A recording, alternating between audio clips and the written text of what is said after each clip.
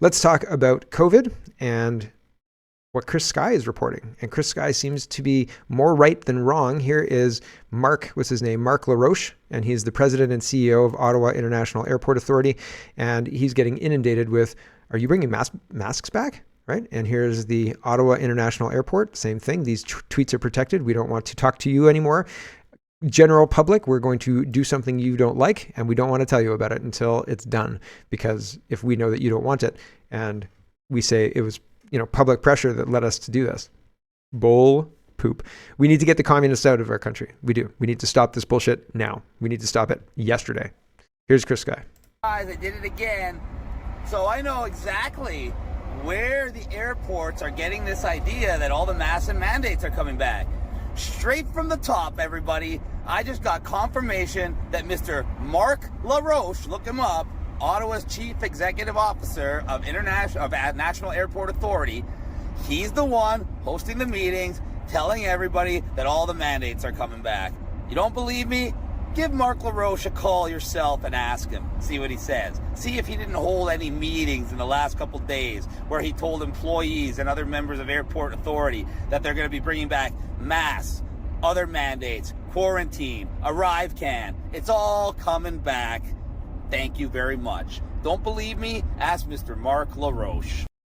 There you go. So naming and shaming, and people are responding. And what do you think is going to happen? Sean says it looks like Chris Sky might be onto something here. Mark LaRoche just locked his Twitter account, which, as Rebel News determined in court last week, is something that public officials are not legally permitted to do. So there you go. Very, very interesting stuff.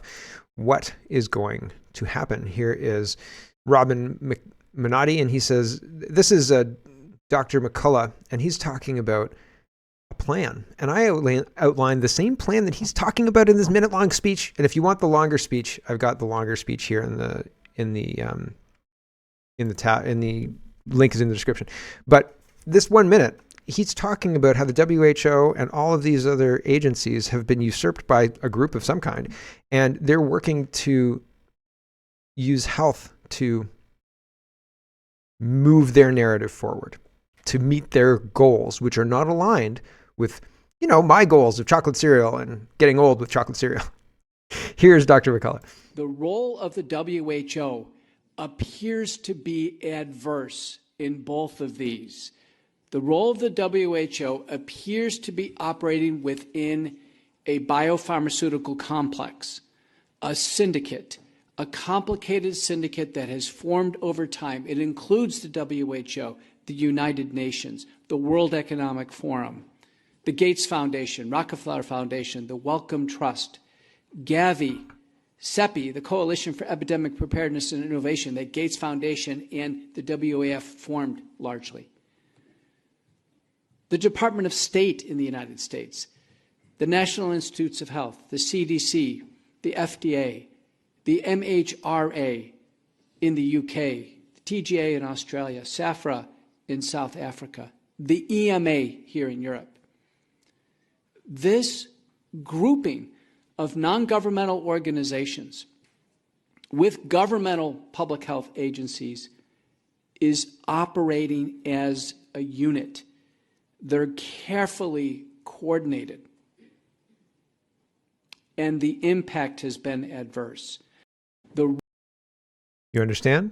This is exactly the same argument I made yesterday or the day before and have been making quasi-consistently for a few years now. And it seems like there are coordinated groups who are employed to listen to the public, stall the public, make sure the public has somebody to talk to who says, we hear your concerns clearly and we're addressing them. Yes, we're going to institute a grocery store tax to bring down the prices of the grocery store foods, which is insane and doesn't solve the problem, but they use it as an excuse to act in their best interest, not our best interest, their best interest. The WHO, the United Nations, the TGIF, all the rest of them, all of the things that he said, all of the little acronyms, right? All of those people who are working in lockstep, wonder where I've heard that before, have created the situation where they own puppets in the West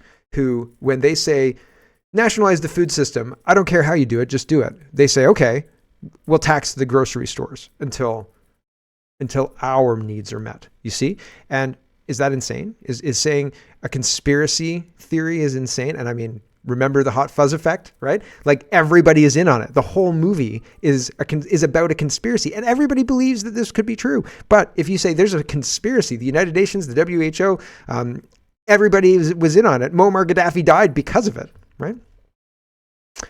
You get told that you're crazy. Like, I don't think so, man. And Dr. McCullough, I don't think he watches my show. I've never talked to Dr. McCullough. I didn't talk to him before I came up with the idea that the United Nations and the WHO are being used by or are tools of China, the WEF, or China is a tool of the WEF as the communists are. Like, I don't know if the WEF represents the families and communist China is the product, or if communist China has control of the WEF and uses the WEF as a spy, as a spy agency, as a spy mechanism to bring in leaders and have control of them. There's all sorts of things, and I don't know the nitty gritty of it, but it seems to me that other people are picking up on this idea that, hey, these elites have meetings, they're exempt from all this climate stuff, et cetera, et cetera, et cetera, and the things that they do are a net negative. They're bad for our country. They're bad for Western countries. They're bad for the world. They're bad for humanity. Why are we letting them? Because they have a lot of money. Seems like. Blake says, most important video on the internet, Dr. David E. Martin calls for total destruction of the World Health Organization. I played this yesterday, and like the last 3 minutes, he nails it down. I'll play the last like 40 seconds because it's worthwhile just to remember. Yesterday, he's saying this. Today, McCullough is saying the same thing. It's virtually the same thing. The last 40 seconds, here we go. Conspiracy of criminal racketeers resulting in global terrorism for the purpose of profiteering and murder. Until we have that conversation, we're having the wrong conversation. Because we are not here to debate the merits of a modified agreement for a criminal racketeering organization. We are here to end the criminal organization itself. This is my call to every single person on this planet. Don't just limit the power of the WHO. Destroy the WHO. Thank you very much. A Canadian government that was worth its salt in fighting for Canadians, the first thing it would do is remove the WHO and the United Nations from any kind of decision making. And then it would have the WHO called to Parliament. You know, like we called Meta and we're going to call grocery store CEOs. We'd call the WHO and Tedros and the rest of these liars and say, who the hell do you think you are imposing lockdowns and all of these damaging nonsense on us? Who the heck do you think you are? Like, defund them, obliterate them, remove their power completely, right? And like, you don't have to use weapons for that. You just remove their money that we fund for our own destruction. It's worthless. It's useless. Why would we do it? Here's Danielle Smith. And she says, actually, we have to listen to the doctors. The lawyers said we have to listen to the doctors. She's talking here about an E. coli outbreak, and there's been a horrific E. coli outbreak. And I don't think any children have died, but I've not heard the latest. But there was a single kitchen that was providing a whole bunch of daycares with food, and that food had E. coli. And it seems like a very, very tenuous situation to have all the daycares in Calgary provided food by a single kitchen. That's a single point of failure. And we've had that happen, and now a whole bunch of people have been negatively impacted.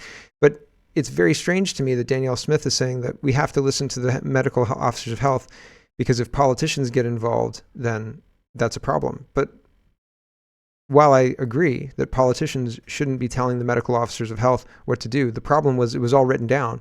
And so Danielle Smith saying I can't override the medical officers of health is bullshit. Like, if a medical officer of health comes into me and I'm the mayor of Guelph or the premier of Ontario or the Prime Minister of Canada, it doesn't matter. Medical officer of health comes into me and says, we need to do lockdowns. I'd say, get out and you're fired. We need to do mask mandates again. Get out and you're fired. See you later. Bye-bye. Get out. And don't let the door hit you on the way out. I'll get security to clean out your office. Get out. So there would be no situation where a medical officer of health would have any kind of influence over your body, period, or lockdowns or businesses or anything like that. They can make recommendations, and that's it. Toothless, less than toothless, I think. Recommendations is it. period, because these people have abused their authority. And I think that you should probably cap their salary at $50,000. Like, nobody in public health can make more than $50,000 because they have absolutely, and public health itself, I probably shouldn't exist. They've undermined their mandate by lying. They're liars, and they don't have any credibility. So I would not follow in Danielle Smith's footsteps here. Here you go. Well, I do have to take the advice of my health minister. And in these cases, a couple of things come to mind. Number one is we know, because of what we've gone through with the previous health emergency, that politicians cannot be directing these investigations. Politicians cannot be interfering in health orders. If politicians interfere in health orders, they can be rendered illegal. So we have to make sure that we're deferring to the medical officer of health and allowing him the latitude to inspect and make the decisions he needs to on closures and in guiding the process for when reopening can occur. Well, Nope. If a medical officer of health comes to me and says we need to close things, I would fire them. I would throw them out. Like Jazz in The Fresh Prince of Bel-Air, I would grab them and throw them out the front door, right? Like, absolutely not. Get out. And I'm going to help you get out. If I get out of this chair, I swear to. It is absolutely intolerable. That is not what we elected. Yes, I am the premier of the province, but you see this is the medical health officer. And they say that we have to lock down all the businesses. So I can't do anything about it. Get out. Get out. You're both fired. I'll throw you both bodily out of the... I wouldn't throw Doug Ford, hernia. But, most people I'd throw out bodily, right? Uncle Phil, he could throw people out. It is ridiculous that we are sitting around dumbly allowing our politicians to institute communism all around us. And we say, oh, well, it's probably really good. It's not good. It's not so good. The Canadian Independent is reporting that the owner of the Toronto Star and a bunch of the dailies across Ontario, like Guelph Today, North Bay Today, all the rest, has closed, and they have laid off 600 staff, and they've got their bankruptcy protection because they're bankrupt. Nordstar, the owner of the Toronto Star, announced that they're filing for bankruptcy protection and laying off 600 people. I would so buy Guelph Today. I would buy Guelph Today, and I would publish my headlines. I'd need some reporters. And yeah, that'd be fun. That'd be a fun romp, right? I think I could easily make it look like it looks right now, like, because you wouldn't get anything other than the URL. They're not going to hand me all their archives and stuff, right? But that'd be fun. That'd be a good time. I mean, I could just publish my own website, but it'd be so much more fun to have Guelph Today. Anyway, it's quite funny. And I mean, are you shocked that the Toronto Star, that was calling for the death of the unvaccinated, is filing for bankruptcy? I'm not surprised, not at all. And I mean, their whole strategy was the government is going to continue giving bailouts. Well, good luck. I mean, you've got to write something that people actually either solves a problem or people actually want to read, right? Otherwise, you're not going to stay in the newspaper business very, very long. And if you're just writing naked propaganda, I mean, look at history, for crying out loud. Ezra Levant is responding to the Canadian Association for Journalists, which is a joke. I mean, it's a joke in that they're pretending that they're an association of journalists. They say, we've been working with many of Canada's top press freedom groups trying to get more information about why the Branch Media was denied media accreditation to attend CPC 23, insert radio silence, because the Conservative Party has not responded. And because I would imagine Branch Media is probably another one of these leftist media outlets that is funded by government blood money, I guess. Ezra says, what a laugh. The CAJ has been silent for 8 years as Rebel News has been banned by Trudeau's Parliamentary Press Gallery for setting foot in Parliament. That's what happens when you take government grants from Trudeau. You become partisan shills. Yes. Here is the Farber from the Anti-Hate Network. I'm just going to play this last clip here. Ferryman's Toll says, this is Bernie Farber. He is the chair of the Canadian Anti-Hate Network, an organization funded by the Liberals. He sits on the government online safety advisory panel shaping government policy. He wants to control what you can say online. What you can and can't say online. Or should not do. What do you say to those people? They are marching in the shoes of neo-Nazis. They are giving support and succor to racists and bigots and bullies. Let them come and protest the actual health issues, but they have to understand that by doing so, they have actually walked in the shoes of bullies, racists, bigots, and Nazis. This so-called convoy actually seeded the ground, in my opinion, for the worst display of Nazi and racist propaganda that I have ever seen in this country. These people will accuse you of anything in order to get public opinion on their side. They are the ones who dress up in Nazi gear and walk around with Confederate flags and try and use that to blame the convoy. And then they use that as pearl clutching to justify crackdowns online for speech, et cetera, et cetera. They're liars, they're communists, and they should not be allowed to run rampant. Certainly, this guy shouldn't be sitting on a government online safety panel or anything like that. But that's the kind of underhanded crap that we have to deal with in Canada. Barry Mintola again, he says, this is the Hategate stuff. Karmaya is on Viva Frei, and they're talking about the Freedom of Information documents revealing a disturbing email chain in which the RCMP scrambled to substantiate off-the-cuff comments made by then Public Safety Minister Marco Mendicino. They ended up quoting Global News back to the media. So when the media asked them for comment, they quoted Global News back to them. So it's nothing. They don't have any justification. Here's Viva Frei and Karmaya talking about that. What I can say is that a series of emails uncovered in the FOIPOP showed that, things were a little bit ass backwards in that public safety minister at the time, Marco Mendicino, he went on television saying that, there's strong connection between what happened in Coutts and a leader who's in Ottawa, which was ostensibly a reference to Mackenzie. And then RCMP was asked for comment on that. And they were scrambling to try and put together an explanation for those comments and ended up relying on a Global News article. So they're quoting the media back to the media in order to bolster what the public minister said. And it's just, that's not the sequence of events that we want to see in a crisis. No, and the Global News article is referencing the experts, and the experts are the CAHN. I mean, it's the Spider-Man meme in real life. It's Mendicino says something, cites Global News as the source. Global News cites the experts. The experts were funded by the government that just cited it. Exactly. So the Canadian Anti-Hate Network is the source for Global News. Global News cites Canadian Anti-Hate Network, but Canadian Anti-Hate Network is funded by the government. Mendicino makes the comment. Global News asks the government for, why, and they cite the expert that they themselves fund. It is dishonest. It is dishonest on purpose. They know they're being dishonest. It's more than dishonest. Bad Kitty says, more on my huge expose. This was super interesting, and it's actually a lot shorter than you think. And it's more impactful than you think as well. Essentially, this person found how NGOs and government work together on social media on and offline too. I highly suggest you read the last document in this tweet. It explains methods. Earlier, I introduced you to the word emit, adversarial misinformation and influence tactics and techniques. Okay, so this is a framework that is put together by online countermeasures people who do research on human psychology, people who are trying to figure out how you go into places like 4chan and slide boards.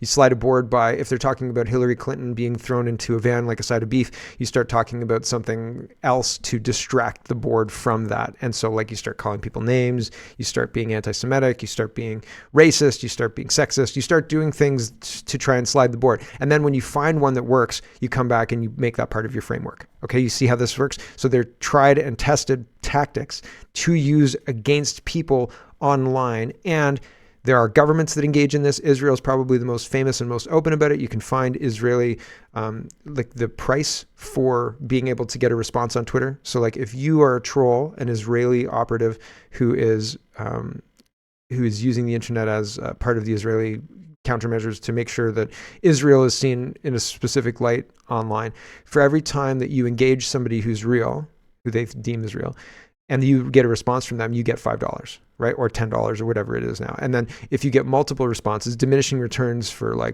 10, 12, 15 responses, right? The initial response gets $5 and then the subsequent ones get less. But that's just one aspect of it, right? You can slide boards and get money. You can do all sorts of other stuff. So that's what this is. That's where this is. The seed of this has come in. This has been in play for 20 years now, right? The internet was born in the 90s, and countermeasures on the internet has been maturing as the internet matures. So this is where we're at, and this is what governments are using, okay? So this is AMIT, Adversarial Misinformation and Influence Tactics and Techniques. It's very interesting. I found this through the State Department GEC partnered org called DROG. Okay, AMIT is an information security-based framework for responding to disinformation. How they do this is the interesting part. It's very important to know this. The blue team framework is how they respond to disinformation. There's a red team framework as well that we'll talk about in just a minute. I found a GitHub page that led me to everything there is to know about how AMIT works. AMIT was later upgraded to the DISARM framework, and I think the DISARM framework was potentially used against the truckers and used for COVID disinformation in coordination with Chris Krebs, City League, and more on that later. It's also how this person found Sarah J. Terp, and which led to a tweet and an article she was in. More on that later as well, so that you can see the tweet archive. Sarah said that there would be no more secrets, so I took her up on this. Thank you, Sarah. Also listed under her tweet with a very interesting article that led me to finding additional information on AMIT. I was also introduced to SoftWorks and her work pals. This is coming up next and very interesting. Okay, so I just want to show you the frameworks here. DISARM, Disinformation, TPP, Tactics, Techniques, and Procedures Framework. DISARM is a framework designed for describing and understanding disinformation incidents. DISARM is part of work on adopting information security, InfoSec, practices to help and track counter disinformation and other information harms, and is designed to fit existing InfoSec practices and tools. DISARM's style is based on the MITRE AT&T or ATT&CK framework. STIX templates for DISARM objects are available in the DISARM City repo. These make it easy for DISARM data to be passed between ISAQ and similar bodies using the standards like TAX2. What's in the folder, and it describes what's in the folder, okay? Who's responsible for DISARM and a little history. The DISARM Foundation maintains and updates the DISARM family of models, DISARM STIX and DISARM Red framework of disinformation creation, and the DISARM Blue framework of disinformation countermeasures and mitigations.